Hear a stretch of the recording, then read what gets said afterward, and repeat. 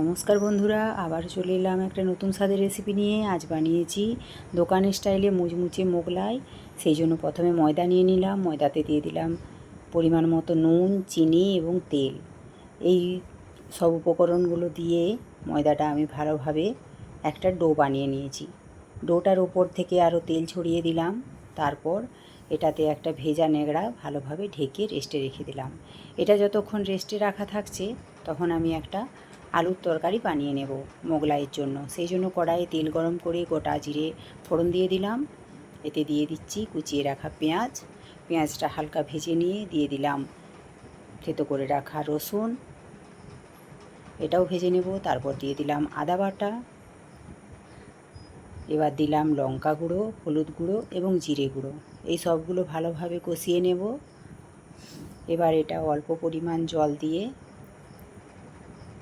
আবারও কষিয়ে নেব। এটা ভাজা হয়ে গেলে দিয়ে দিলাম টমেটো কুচি। টমেটো কুচিটা ভালোভাবে ভেজে নেব।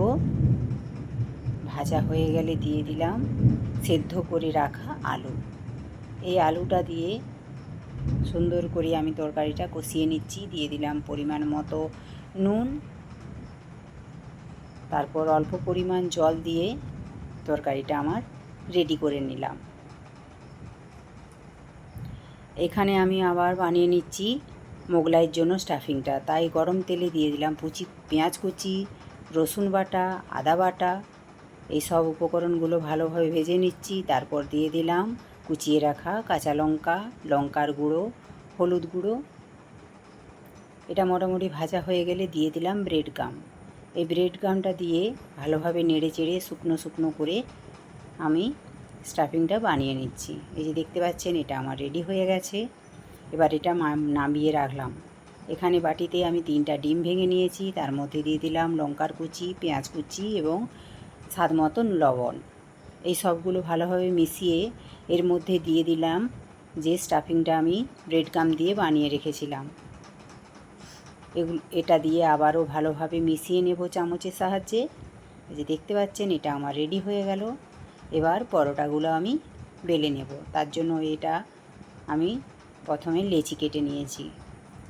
এরপর এই লেচিগুলি একটা একটি নেব এবং পাতলা পাতলা করে বড় সাইজের পরোটার আকারে বেলে নেব।